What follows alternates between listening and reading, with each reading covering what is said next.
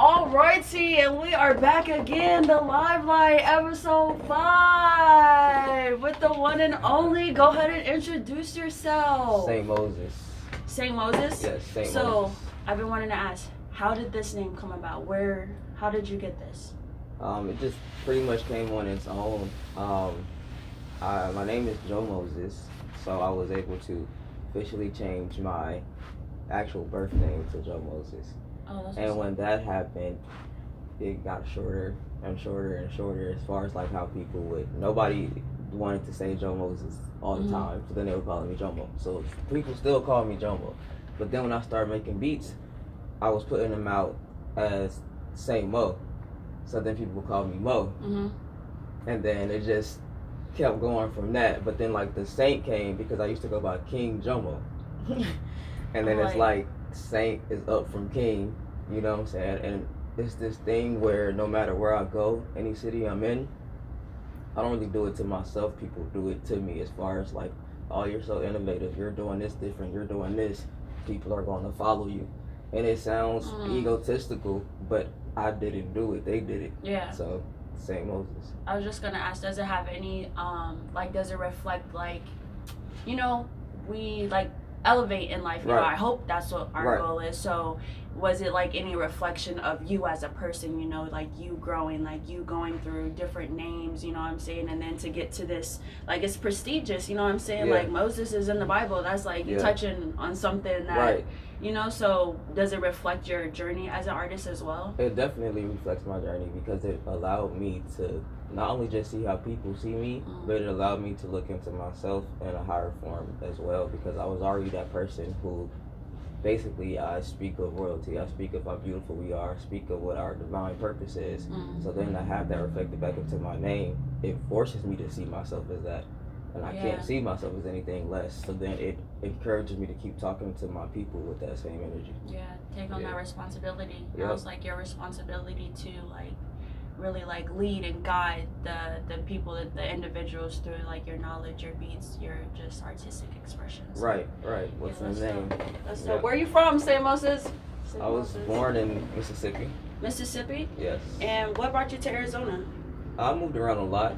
We moved when I was 4 years old to Pennsylvania. So I've been Pennsylvania, Chicago, just moving around Alabama, Jersey throughout my life. And coming to Arizona was just like moving anywhere else, if that makes sense. So I've basically lived in like 46 of the states already. So it sounds like it wasn't a big deal, like just coming to Arizona, but then once I got here, I was able to experience it as if it was a place that was not like the rest of America. Because I've been to so many other places. Arizona in itself, or Phoenix, is very different. So it allowed me to stay here rather. But coming here was just thoughtless. It was just like a part of the, like, I guess a part of the journey. I know, because I mean, I like to kind of like jump around, like low key. Going into my next question, like, with you being able to move around so well, first of all, if you don't mind me asking, what was the reason as to why you had to move around so much? Growing up, my mom, I don't know. Growing up, my mom would just feel like moving. I'm sure that she would say there's a reason, but and it's not that we've never asked her, but if an answer isn't sticking out in my head right now, then I feel like, what was the reason, if that makes sense? We would just come home, and sometimes our stuff would already be packed, and so we would just go. Like, a lot of my memories of my childhood are just in the car, on the road, in the U-Haul truck. Like, my mom, she didn't have money for a second car all the time, like for U-Haul and a car or something like that. So she might sell her car or whatever and like illegally put us in the back of the fucking U-Haul, and we holding up the boxes and shit, like going across the country. So me and my sisters, we made it fun, and that was it. Yeah. What's your sign? I'm a Libra. Libra? Yeah. Oh, good song. Yeah, I'm a Libra. Gemini, Libra. I like Libras, and I like Aries. I don't know, you guys make life kind of easier. Wow, I'm a Libra Aries. Oh, really? Yeah. Oh, good song. It's crazy. I've been like connecting with a lot of Aries lately. It was like a point in my life, and boom, basically I just wanted to meet Aries because I knew like their energy, they just, I don't know, they do something. Libras and Aries. I was on the East Coast. I wasn't meeting no Libras or Aries. I'm just like, yo, what is this, God? Like, what are you doing to me right now? Yeah. Then when I got to Arizona, I got my mind all back right, you know what I'm saying? Like really strong and like grounded in who I am. Yeah. And what I'm doing. Then it's like they're all coming back. I'm like, yay. Really? I feel blessed. And you can connect that to you coming, like being grounded and everything, and coming back and you've seen it occur that way. Yeah, but this is about you. Yes. We'll talk a little bit later about that, but yeah, I don't mind going there. Yeah. So you make beats. What is there anything else that you you know, put on your artistic resume? I try to do as much as possible. Like, I want to learn about literally everything. So I was a kid like in high school, skipping school, and they throw me like spray paint. Like, niggas never did graffiti shit, but sure, why not? Like, let's go draw on the wall. Like, I would do stuff like that. So anything when it comes to art and I can learn, I will. So I started off writing poetry, so I'm still that kid as well. Like, even with writing my music, I go straight into poet form first still. And you know, so I write scripts, write books, just depends, paint, random shit. Yeah. Stay out here just trying to stay sane. Yes. Through these outlets. Yes. Yeah. Yes, exactly that. So the more the better, the more the merrier. That's what they say. Yes. How would you describe your style? My style.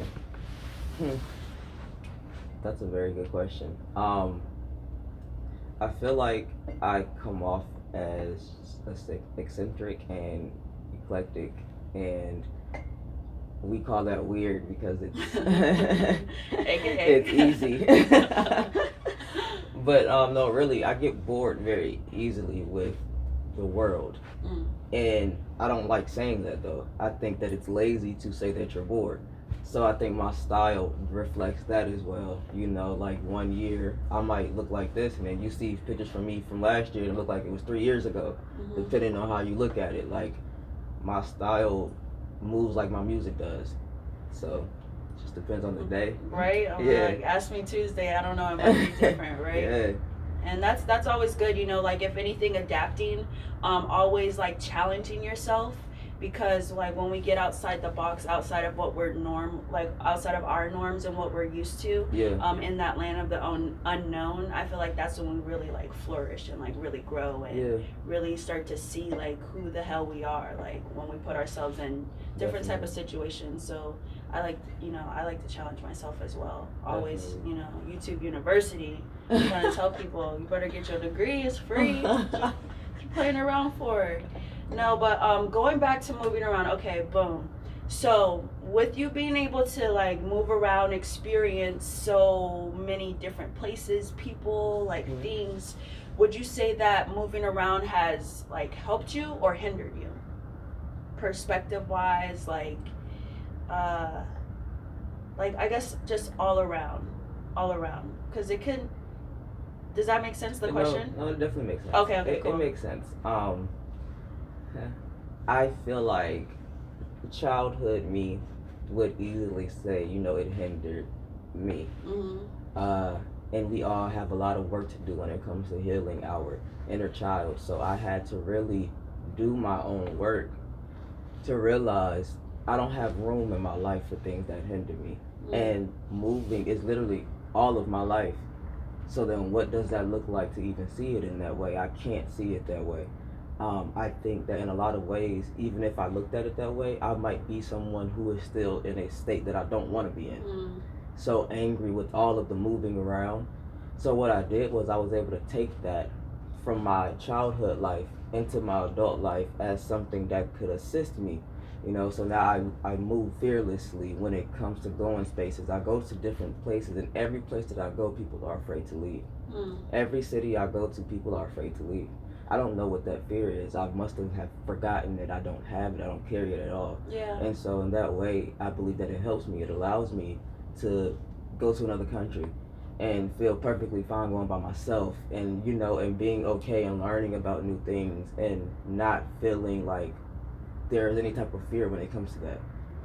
It's like you can easily detach, but you use it in a good way. You know what I'm saying? Yeah. Like, I feel like a lot of reasons people get somewhere and they don't want to leave. They're either attached to like that security, whether it be a job or Right. a new apartment or a car or Right. a relationship. So it, like, me, the way I'm processing your answer is just you can detach easily. You know what I'm saying? Like, Yeah. you don't have anything. You're very free spirited, I would Yeah. say. You don't live through fear. I don't see that. You know what I'm saying? Because you can't if you're traveling that much. Yeah. You know what I'm saying? Because I mean, I've moved around a lot, and it can be scary. But when you're just not attached to anything, and you know, you see things in a totally different perspective that people usually wouldn't. I feel like. Yes. You know, so having that perspective, having that vision. You know what I'm saying? Like, I feel like you're executing well with it. And like now you're going off to where? Toronto? Yes, I'm going to Toronto, and I love it there. You know, moving around just allowed me to, because it's interesting you mentioned detachment.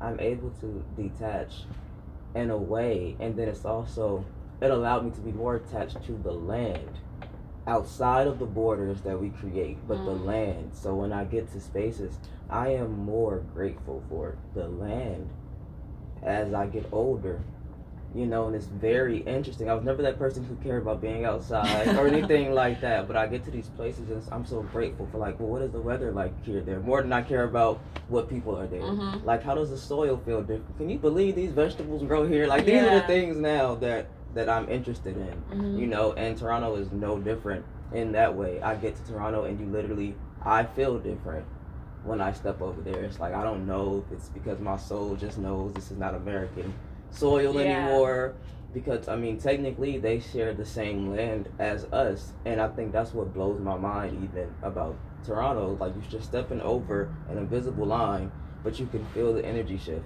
and you can feel, you know, the people be just a bit different, and you can taste the food. The food tastes different. It tastes more real, and I want to know why, so that makes me travel even more.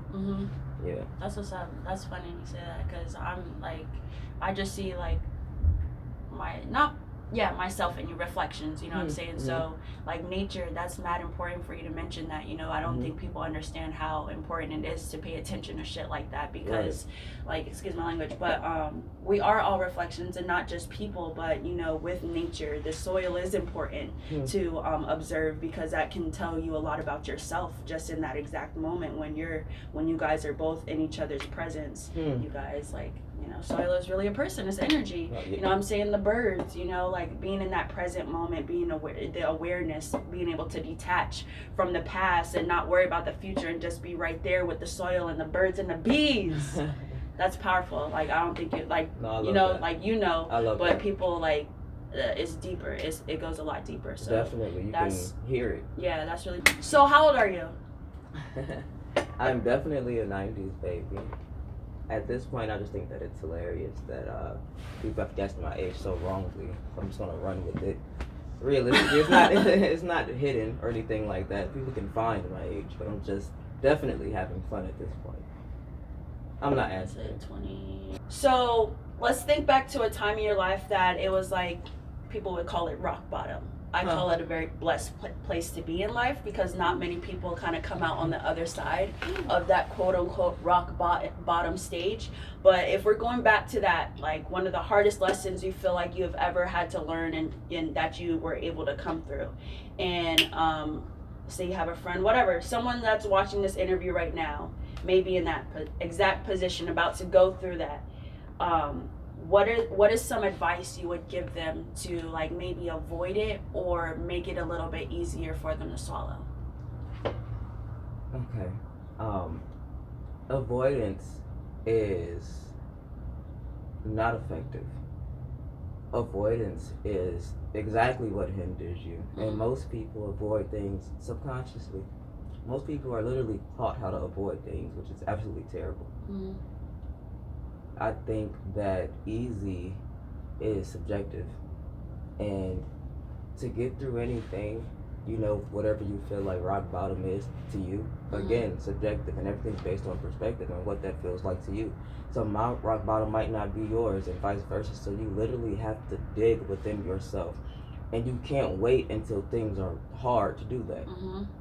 you have to do your work all of the time, so that when things do feel difficult, it's not that they will be less difficult. And I think that's also a misconception, is that there'll be something that seems like you can get through it in your own type of way, and when we do things our own way, we can navigate it a bit better. Mm-hmm.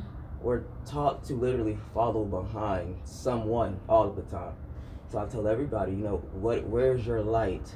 You have to trust your light, trust your magic, and stay gold. And it's so simple, because we learned that, English, 9th grade, stay gold. And but it's true. It's so true. You have to do what is for you in every moment, on your best and your bad days, to know how to deliver your best self. Yeah. What is rock bottom? Mm-hmm. That could be anything. That could be tomorrow. That could be last week. That could be in any 30 seconds. Be a flat tire for somebody. Yes. Somebody's rock bottom looks so different. So how can we mimic what somebody else did when they could have completely emoted differently through that? You know what I'm saying? You have to stay true to you through absolutely everything and do your work. People don't like hearing things from me because I come off very forceful on accident. No, I'm like, that's the first time anyone has ever. Now it's just like, damn. But that's for me. I won't say that off camera. But that was the first time someone has. It's like you totally switched around my whole perspective. Oh wow. But at the same time, that's why I usually say, whatever. I don't want to explain. We'll just talk about it off camera. Okay. But yeah, switching perspectives. Okay, that's beautiful. That was the first time someone has answered the question like that. And if anything, dissecting it, digesting, is like influence your own life. You know what I'm saying? Like, don't follow behind, because you're exactly right. We're taught to, if anything, like read a book, read this book of how someone got successful, or, I mention YouTube all the time, getting tips from YouTube, whatever the case may be. But at the end of the day, just like influencing your own life, influencing, tapping into your own magic, really, I don't know the words, guys. I don't know the words, but I love that answer. Let's see here. Wrapping up here. This has been great. I wish that we could have a part 2. Are you coming back soon, or Toronto is just well, you're moving around, so it's not gonna. I'll be back. I have gained a lot here when it comes to music, and I do want to make sure that I'm here and nurturing the love that I have here to continue to grow beyond this. So I'll be back 2020. Dope. Where can we find you at? Twitter, Saint Meauxzes.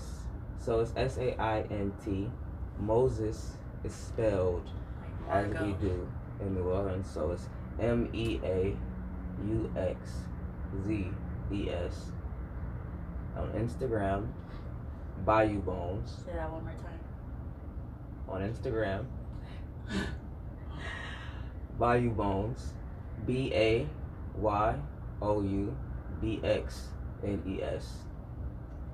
I'm on SoundCloud. I'm on Apple Music.